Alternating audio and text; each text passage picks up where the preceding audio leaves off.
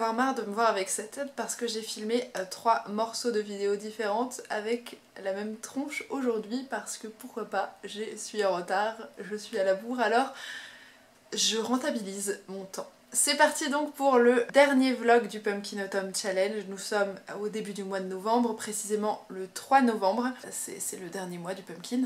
Donc j'espère terminer ma palle, qui est juste derrière la caméra et que je regarde là précisément.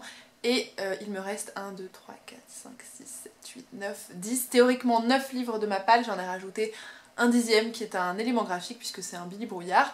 J'espère en venir à bout au cours de ce vlog en fait, donc j'espère que vous les verrez tous, mais je ne pense pas puisque j'ai plein d'emprunts de bibliothèque et il va falloir les rendre à un moment, ces emprunts. Et d'ailleurs, en parlant d'emprunts, j'ai entamé, du coup au cours de ces 3 derniers jours que vous n'avez pas vu, Everless, donc de Sarah Holland, qui est donc un livre jeune adulte de fantasy, je dirais que c'est de la fantasy, même si ça ressemblerait plutôt, je trouve, à de la science-fiction dans un environnement un peu médiéval. Voilà, même s'il y a un peu de magie. Donc je ne sais pas ce que c'est comme genre, mais c'est plutôt pas du contemporain, voilà. Alors on suit dans ce monde-là une jeune femme qui s'appelle Julie, qui évolue dans un monde où en fait les choses se payent avec du temps, et le temps se contient dans votre sang en fait, voilà. Et donc si vous puisez dans votre sang, et bien vous épuisez une partie de votre temps, donc vous allez vieillir, on va dire prématurément, vous abîmer. Mais voilà, mais c'est aussi votre seule monnaie d'échange, donc soit vous avez un bon job et vous réussissez à récupérer le temps des autres, soit vous puisez dans le vôtre pour éponger vos dettes. Évidemment que notre petite Julie évolue dans un monde où elle n'a pas trop de chance, puisque son papa et elle sont en galère, ils ont théoriquement été bannis du royaume d'Everless, donc c'est là où il y a un petit peu toute la royauté, les lords, les gens un peu riches et tout ce qui se passe. Ils vivent dans un petit village un petit peu paumé à l'extérieur. Sauf qu'un jour, ils sont vraiment très en galère et donc l'héroïne va se dire je vais peut-être participer en fait au mariage qui va se produire dans le royaume d'Everless puisque vous êtes payé, on va dire, pour le montant d'une année complète pour juste un mois de travail. Donc elle va décider d'y aller malgré l'interdiction de son père parce qu'en fait ils ont été bannis et donc il lui dit qu'il faut pas y aller, qu'elle va être en danger, évidemment qu'elle va le faire quand même et on la suit dans cette petite aventure. Et ça se lit plutôt très bien, hein, puisque là moi il doit me rester, allez, 130 pages, 120 pages à faire. C'est pas non plus le truc le plus surprenant du monde, ni révolutionnaire, ni ce que vous voulez. Mais pour le moment, c'est distrayant, ça se lit bien. L'héroïne est pas toujours attachante, des fois elle prend des décisions un peu trop cons donc ça m'énerve.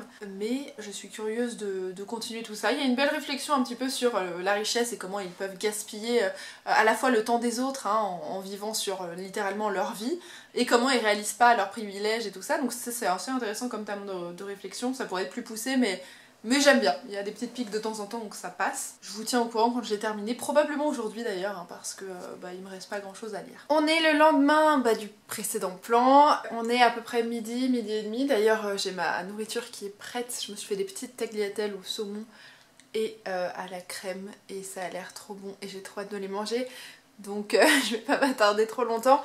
J'ai terminé hier soir Everless donc de Sarah Holland et écoutez c'était plutôt divertissant. C'est clairement pas un livre qui va révolutionner le genre young adulte ou révolutionner l'histoire en termes de sujets qui sont abordés, mais...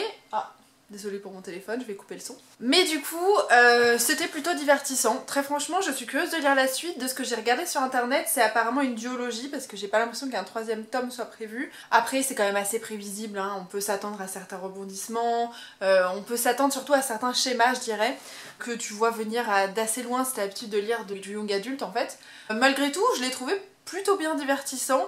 Pas spécialement problématique, ce qui est plutôt bien. Il y a quand même eu quelques surprises pour moi sur la fin, donc c'était pas mal. Il y a des moments où ce qui est un peu rigolo, c'est que le personnage principal, toi tu vois que le rebondissement est arrivé, que il y a eu un retournement de situation, tu t'attendais pas à ça, bon t'es surpris et puis après tu t'en remets, sauf que le personnage principal a un décalage de 4 pages avec toi.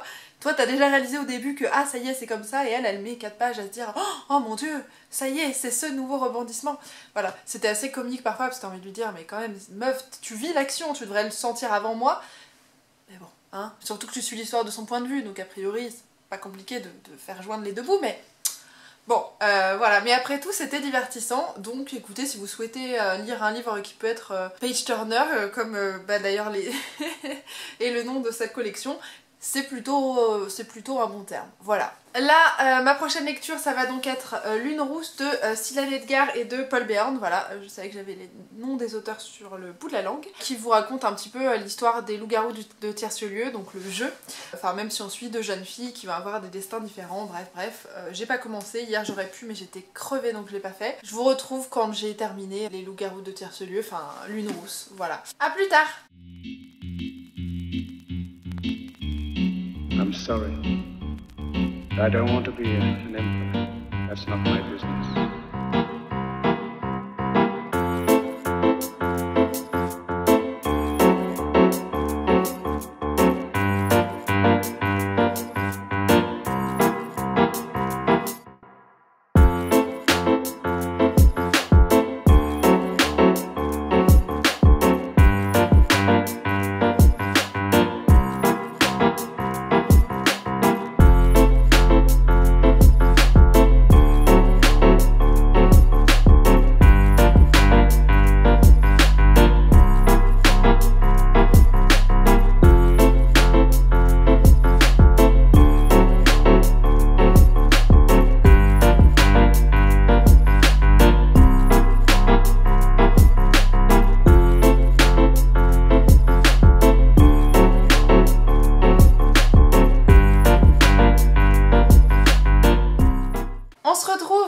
Après le précédent plan, et je vous dis vraiment quelques jours après le précédent plan, puisqu'il a dû se passer, je sais pas moi, 4-5 jours au moins, puisque j'ai eu le temps de lire 2 livres depuis, donc Lune rousse que je vous avais présenté normalement dans le précédent plan, je pense, et un autre roman que je vais vous présenter tout de suite, comme ça je garde un petit peu de suspense. J'ai donc lu Lune rousse de Sylvain Edgar et de Paul Béarn, qui est donc pas vraiment une réécriture des loups-garous de Tiercelieu, puisque les loups-garous de Tiercelieu sont un jeu, mais une histoire inspirée de cet univers-là, avec les personnages de cet univers et les problématiques de cet univers. Il y a une chose qui m'a surprise et que je tiens à vous signaler dès le début, c'est que peut-être vous le saviez, mais moi je sais pas, je m'attendais peut-être à autre chose. C'est vraiment un livre jeunesse. Moi je m'attendais, je pense, plus à quelque chose de young adulte, donc avec des personnages qui ont entre, mettons, 17 et 20 piges, voilà à peu près. Là on est plutôt sur des personnages qui ont 14 ans en moyenne, voire plus jeunes. Donc ça peut être assez éloigné entre guillemets de vos préoccupations, de votre façon de réfléchir, votre façon de voir la vie, on va dire ça comme ça, après ça c'est pas forcément vrai. Mais bon, je tiens à vous avertir, je pense que moi je m'attendais pas tout à fait à ça et je pense que je m'attendais à une histoire pas forcément plus complexe, mais peut-être un peu plus sombre, ou en tout cas des personnalités un peu plus complexes, voilà, parce que 14 ans, on n'a pas toujours la même vision des choses, ce qui est normal, hein, c'est la vie. C'est pas forcément universel, hein, mais en moyenne, en tout cas pour moi, à 14 ans. Si on passe au-delà de ça, c'était vraiment un livre assez sympathique, j'ai passé un bon moment, c'est divertissant, ça se lit vite. On retrouve énormément de clins d'œil aux personnages du loup-garou de Tiercelieu. En fait, je crois qu'ils y sont tous. Qu'ils aient une part importante ou pas dans l'histoire, on est vraiment dans ce village avec tous les personnages qui interviennent dans le jeu, avec des lieux qu'on connaît aussi, selon les variantes du jeu que vous connaissez, et évidemment une histoire qui va tourner autour de loups qui vont terrifier le village parce que c'est le principe des loups-garous de Tiercelieu. Et voilà, l'histoire est pas la plus complexe du monde, elle réserve quelques petites surprises qui même moi m'ont surprise parce que je m'y attendais pas forcément.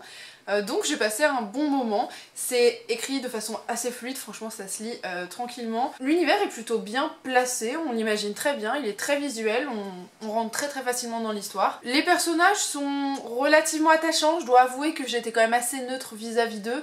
Donc bon, voilà, je suis pas la plus attachée, je pense que le fait qu'ils aient 14 ans joue aussi dans mon identification, je pense à certains personnages. Après ça veut rien dire parce que j'adore le journal de Cléopâtre Wellington et elle a 14 ans et je l'adore, mais bon je pense aussi que c'est placé dans un milieu contemporain avec une adolescence que j'ai un peu partagée de cette façon là. Donc voilà, moi j'ai passé un bon moment, je vous le recommande, ce sera peut-être pas la lecture du siècle très sincèrement, mais j'ai passé un plutôt bon moment. Et pour le deuxième livre que j'ai lu et terminé, il s'agit de Illuminae, le tome 3, donc enfin le dossier Obsidio, mais c'est la saga Illuminae. Je l'avais donc emprunté à la bibliothèque celui-ci parce que j'ai les 1 et 2 dans ma bibliothèque, mais que pas sûre de vouloir acheter le 3. Voilà, c'est comme ça. Je me souvenais très peu du deuxième tome au moment de commencer celui-ci, qui m'avait moins plu que les autres, que le premier en tout cas, parce que je l'avais trouvé assez répétitif, que c'était un peu toujours le même schéma et que pour moi ça présentait un peu moins d'intérêt. J'avais donc un peu peur de lire ce troisième tome parce que j'avais peur d'avoir encore une répétition de ce schéma, sachant que c'est pas la première fois que Amy Kaufman, si je dis pas de bêtises, fait un livre à 4 mains avec un autre auteur, avec des histoires qui se répètent. Je sais plus comment ça s'appelait cette saga. Je vous mettrai le nom et la couverture, je pense, dans la vidéo, vous verrez. Donc bref, j'y allais de façon un petit peu sceptique, en me disant que ça allait être distrayant, puisque vous savez, c'est le genre d'histoire où vous avez pas un récit hyper statique, vous savez, avec plein de médias différents pour vous raconter l'histoire. Donc je me disais que de toute façon, ça allait être une lecture assez rapide, parce qu'il fait quand même 630 pages, mais vu la façon dont c'est narré, de manière générale, c'est pas trop compliqué à suivre. Et franchement, ça s'est plutôt bien passé parce que du coup, je trouve qu'il a moins les écueils du premier et deuxième tome et qu'on est dans quelque chose qui est quand même vachement plus bourré d'action, avec vachement plus de péripéties, des choses qui m'ont surprise, d'autres moins évidemment, d'autres choses où j'aurais aimé être surprise et puis finalement non. C'était relativement distrayant et c'était un bon space opéra, et je me rends compte que si vous ne connaissez pas le dossier Illuminae, enfin la trilogie, en gros c'est du space opéra, donc ça veut dire que ça se passe dans l'espace. Et vous avez, enfin c'est pas que ça le space opéra, mais je fais en très très gros. Vous avez dans le premier tome une colonie qui va se faire attaquer, qui était une colonie illégale, et elle se fait attaquer par une grosse société, on va dire, de cet univers-là. C'est-à-dire que des gens vont mourir pendant cette attaque, et une partie des occupants de cette planète vont réussir à fuir à bord d'un vaisseau. Et toute l'histoire en fait du premier tome, ça commence surtout avec la fuite de ce vaisseau qui réussit à s'échapper par rapport à cette attaque, et de cette entreprise qui veut pas laisser de traces, qui se dit attendez, je vais quand même partir à la poursuite de ces autres personnes pour tous les liquider et pas laisser de traces. Ça c'est globalement le pitch du premier tome, et puis après vous avez toute la suite en fait, puisque le dossier Illuminae c'est un petit peu toutes les traces et les archives de toute cette aventure là. Et donc le troisième tome était plutôt une bonne surprise, j'ai passé un bon moment, c'était assez distrayant, je pense que je le préfère largement au deuxième tome, et qui conclut plutôt bien la saga. Si vous avez aimé le 1 et le 2, franchement il n'y a pas de raison que celui-ci vous plaise pas, ça reste vraiment dans la même veine, c'est assez sympa d'avoir plein de formats de narration différents, même si je trouve que dans celui-ci on sent que on a voulu quand même un peu repasser plus souvent à une forme de narration classique, parce que vous avez souvent des passages comme ça qui sont en fait des retranscriptions écrites de vidéos en fait, voilà, c'est de la surveillance. Et c'est quand même vachement plus narré comme un roman classique, je dirais. Pas grand chose de plus à vous dire au sujet d'Illuminae, n'hésitez pas à tenter l'aventure, et ça se trouve facilement je pense en bibliothèque. Ce matin moi j'ai commencé à Seafire de Nathalie C. Parker, qui est donc un livre de quoi d'ailleurs, fantastique ou pas, ou historique, je n'en sais strictement rien. En réalité c'est une histoire de piraterie dès le départ, donc je ne sais pas. Tout ce que je peux vous dire c'est que ça commence avec une histoire, le passé d'un des personnages principaux de cette histoire, voire même le personnage principal de cette histoire, qui va perdre toute sa famille dans des circonstances que je ne vous décrirai pas, que vous découvrirez probablement si vous le lisez, et on va la retrouver 4 ans plus tard avec un désir de vengeance vis-à-vis de la personne qui a forcément massacré sa famille, et elle va être à la tête, elle est le capitaine d'un vaisseau pirate, je ne sais pas, mais d'un vaisseau, où elle décide de n'être qu'avec des femmes à qui elle peut faire confiance parce qu'elles ont justement ce même ennemi en commun, celui qui a massacré sa famille et du coup la famille de pas mal d'autres femmes. De ce que j'ai lu dans le résumé mais que je n'ai pas encore vu dans l'histoire parce que clairement je suis genre à 20 pages du récit, elles vont à un moment être confrontées à un événement un peu spécial, c'est-à-dire qu'un homme va être secouru et elles vont se demander si elles doivent le récupérer, le sauver ou pas, parce qu'il risque de perturber l'équilibre bien posé de cet équipage qui se fait confiance à 100%. Voilà pour Seafire. Je pense que je vais y voir des clichés un petit peu, des trucs habituels qu'on trouve dans les histoires, parce que dès le prologue je sens qu'il y a un truc qui va péter à la gueule du personnage. Plus tard, voire à la fin de ce premier tome, c'est à peu près sûr. On verra si j'ai tort ou pas. Il a plutôt de bons avis, mais bon, voilà, ça reste du young adulte, ça reste parfois des schémas beaucoup trop répétitifs. Et si jamais vous voulez le lire, je crois pas qu'il ait été traduit pour le moment en français, mais vu que je suis jamais trop à jour sur ces questions-là, je suis pas sûre que vous puissiez me faire confiance. Voilà, ce plan est extrêmement long, j'en suis navrée, je vous retrouve plus tard quand j'aurai terminé ce livre.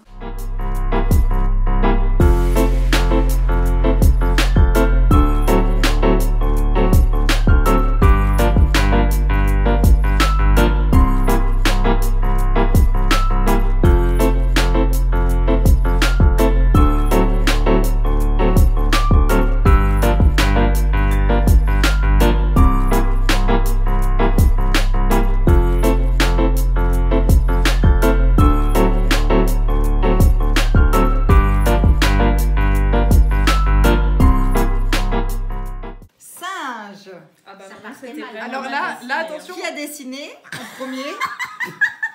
Bah si, il y a des bananes. Un nounours. Léa m'aurait compris. C'était les bananes. Il y a Des des bananes. Ah oui, c'est des Maman, bananes. moi, elle m'a dessiné un mix entre un ourson et un lapin. Mais par contre, oui, j'aurais dit un ourson quand même. Ouais, mais du coup, j'ai mis des bananes. Alors, donc il y a pas de- Joël, elle a mis tenir exagère. un doudou. Et là, tu dis que j'ai triché. Nounours. C'est ça qu'elle a compris. Non, si, parce que t'as dit animal. T'as dit animal, Léa. Tenir Elle un avait doudou déjà écrit nounours. doudou. Elle avait déjà écrit doudou, Léa. Non, t'as dit un animal. Elle avait triché. déjà Non, non, non. écrit doudou. Ouais, T'as c'est un triché. nounours, hein. Donc j'ai pas d'Autriche.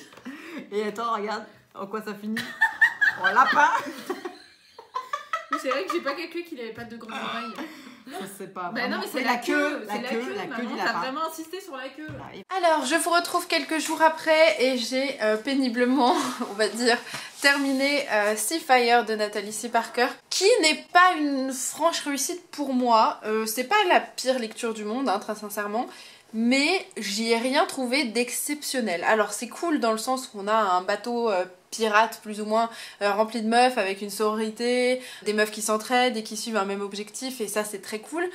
Au-delà du fait qu'elles soient toutes ensemble et qu'elles soient solidaires entre elles, il n'y a pas non plus énormément de choses qui sont mises en avant au niveau du féminisme par exemple. Hein. Il leur est tout arrivé des crasses, elles ont un ennemi commun, elles se serrent les coudes parce qu'elles savent très bien que dans cette société-là, vaut mieux qu'elles se serrent les coudes entre elles parce que personne les aidera. Donc on va dire qu'à ce niveau-là, ça ressemble malheureusement au quotidien des meufs où effectivement vaut mieux qu'on se serre les coudes entre nous. Mais c'est tout. Je trouve qu'il n'y a pas spécialement d'idées qui sont véhiculées au-delà de ça. Et au niveau de l'histoire, je trouve pas ça exceptionnel. C'est un premier tome de trilogie. Je trouve que c'est un bon gros livre d'intro pour présenter les personnages, leurs problématiques, leur psychologie, lancer les premières pistes, je pense, d'un arc narratif un peu plus large.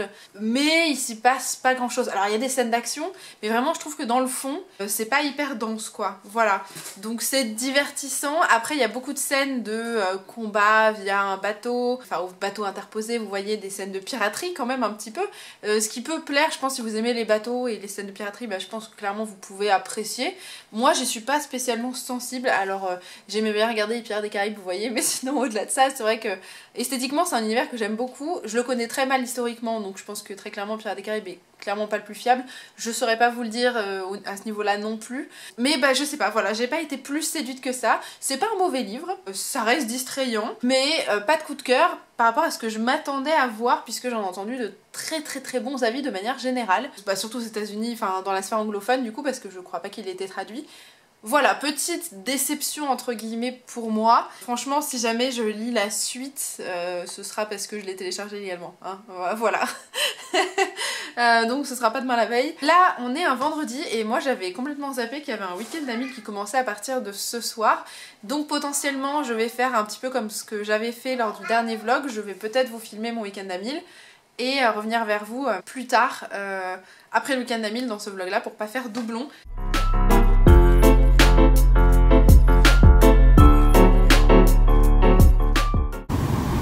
Je suis toute seule pour voir un film d'horreur. Toute seule dans la salle. Ouh. Nous sommes quelques jours après le dernier plan que je vous ai filmé. En fait, théoriquement, là on est... Enfin, théoriquement... Non, en fait, dans la réalité, on est mardi. Voilà, on est mardi. J'ai pas filmé hier parce que c'était une journée un peu compliquée pour moi. Voilà, ça faisait 2 mois que mon papa est parti, donc bon, voilà, clairement, c'était le genre de date anniversaire où j'ai pas été très bien. Du coup, bon, forcément, j'avais pas trop la tête à filmer ni à lire d'ailleurs, donc de toute façon, j'ai pas fait grand chose.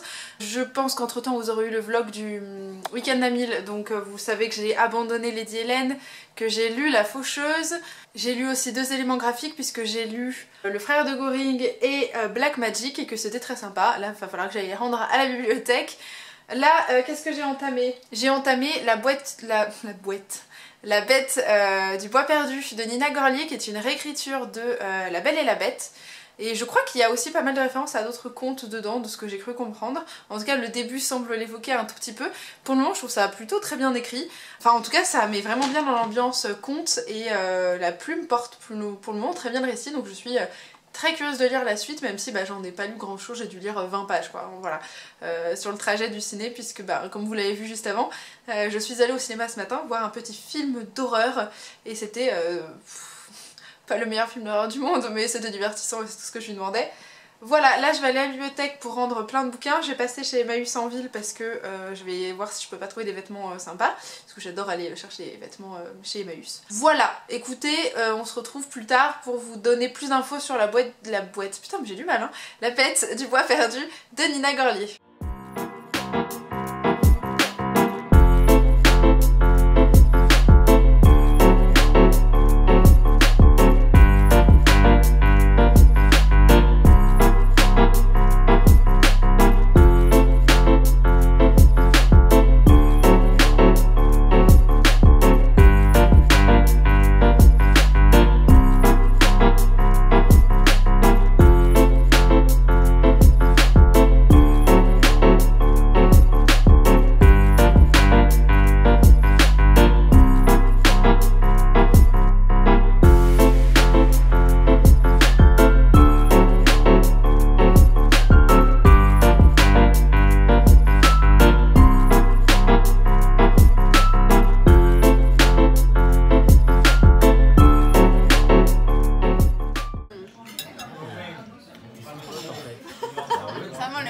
dessert, la meilleure panna cotta de toute la vie.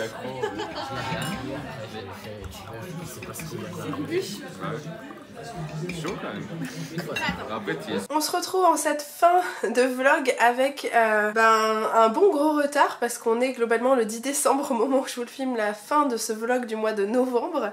Tout simplement parce que comme vous le savez peut-être, en tout cas si vous suivez la chaîne, j'ai été à Montreuil, donc j'ai fait un vlog à ce sujet si jamais vous voulez des images de Montreuil ou mon avis sur Montreuil de manière générale, même si j'ai pas vraiment fait de bilan, mais bon. Il y a donc eu Montreuil. Avant Montreuil, je vous avais pas repris pendant un moment d'ailleurs parce que j'avais du mal à lire. J'étais pas dans une très bonne période, donc j'ai eu du mal à me concentrer, du mal à avoir envie de me poser tout simplement. Ça tangue beaucoup, hein, je suis désolée, il y avait Hawaii qui cherchait à me faire des bisous. Et bref, donc il y a eu Montreuil ensuite, et ensuite je suis revenue de Montreuil et j'ai eu la grippe. Voilà, donc là ça fait 10 jours et je recommence à être à peu près bien, même si je parle à fond du nez, que j'ai toujours le nez bien bouché, que je tousse et tout le tralala, mais je peux faire des choses, donc c'est bien.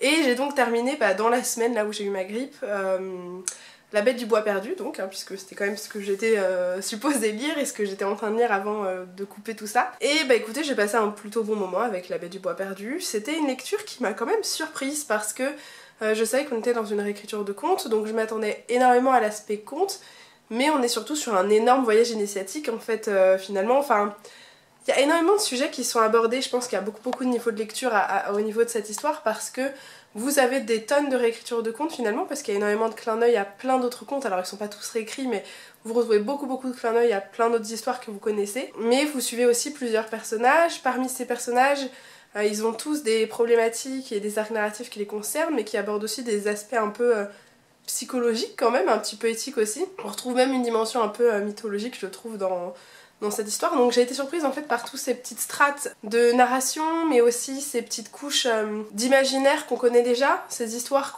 avec lesquelles on a plus ou moins grandi, hein. Après ça dépendra de chacun et de nos connaissances à ce niveau-là. Mais j'ai vraiment été agréablement surprise par ça. Et par le fait qu'au final ça aborde aussi une thématique qu'on voit dès le début du livre, hein, mais on est quand même beaucoup sur une thématique du deuil. Alors est-ce que c'est parce que moi je le vis en ce moment que j'y suis particulièrement sensible et que je le vois? Est-ce que ça se trouve je l'extrapole? Mais je pense pas, hein, parce qu'on est vraiment sur une jeune fille qui veut quand même venger la mort de ses proches, notamment sa mère. Et donc voilà, c'est ce qui la motive pendant tout le long, et on en est vraiment sur ce chemin aussi là du deuil, de comment accepter un fait qui est passé, sur lequel on ne pourra pas forcément revenir, même pas du tout, hein, parce que si la vie marchait comme ça se saurait. Enfin bref, je pense que je m'attendais pas à ça, du coup c'est une lecture que j'ai vraiment bien appréciée. Après je lui ai trouvé quelques lenteurs, je dirais, sur la deuxième moitié du livre, ce qui fait que j'avais pas forcément moins envie de la reprendre, mais que j'avançais plus lentement. Mais ça reste un très bon premier livre, du coup je trouve, moi j'ai bien apprécié. Après si vous attendez au pur divertissement, je dirais que vous aurez pas quelque chose de lisse et de simple, dans le sens où c'est pas totalement linéaire comme histoire, il se passe beaucoup de choses, et c'est pas non plus l'histoire la plus blindée d'action. Si vous attendez à des tonnes de rebondissements avec de l'action, vous n'en trouverez pas.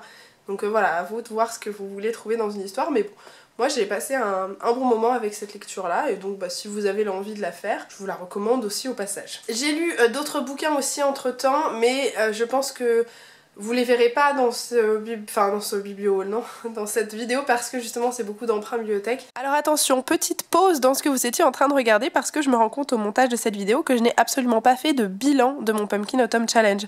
Vous avez vu que j'ai aimé certaines lectures, enfin vous avez vu mon avis sur ces lectures, mais en fait je vous ai pas dit si je l'avais réussi. Et alors la réponse est que si on veut valider un livre par catégorie pour chaque menu, j'ai loupé puisqu'il me manque un livre pour valider tous les menus. Sinon j'ai rempli automatiquement entièrement Automne frissonnant puisque vous voyez que j'ai même lu plusieurs livres par catégorie. Automne enchanteur, c'était celui qui m'inspirait le moins hormis pour le féminisme parce que j'ai moins de livres tout simplement qui rentrent dans ces catégories là, mais je l'ai rempli. Et Automne douceur de vivre, c'est là où j'ai échoué puisque je n'ai pas lu de nouvelles. C'est pourtant ce qui était le plus simple à faire parce que c'est rapide à lire une nouvelle, mais écoutez, je l'ai pas fait. Donc j'ai loupé pour ça, mais sinon c'est bon pour les autres. Et Automne astral, je l'ai réussi puisque j'ai lu presque 2 livres à chaque fois. Et voilà, et donc au total j'ai lu 19 livres, ce qui est plutôt pas mal je pense pour un challenge de 2-3 mois. J'aurais bien aimé que ce soit 19 livres au total en moins dans ma palle, mais c'est pas le cas parce qu'il y a quand même quelques emprunts bibliothèque, mais je suis plutôt satisfaite. Voilà pour mon petit bilan du Pumpkin. Et puis je vais vous laisser reprendre le cours de la vidéo normal, même si c'est que pour vous dire au revoir, c'est tout. Et je vous ai épargné mon visage parce que comme vous pouvez l'entendre, je suis toujours en fin de grippe et que j'ai tout sauf envie de me filmer en face cam là, tout de suite maintenant. Ça fait une fin de vlog qui est assez chargée parce que je vous parle pendant 100 ans. Mais voilà, j'espère que vous avez passé un bon moment. Ce qui est sûr, c'est que je vous retrouve pour les vlogs du Cold Winter Challenge, donc même s'ils commenceront un peu en retard, vous les aurez. J'espère que vous avez passé un bon moment, que j'ai pu vous tenter avec certaines lectures. Et n'hésitez comme d'habitude pas à discuter avec moi dans les commentaires, je me rattrape bien à ce niveau là, donc je serais contente de papoter avec vous. En attendant, moi je vous fais des bisous et je vous dis à très bientôt. Salut!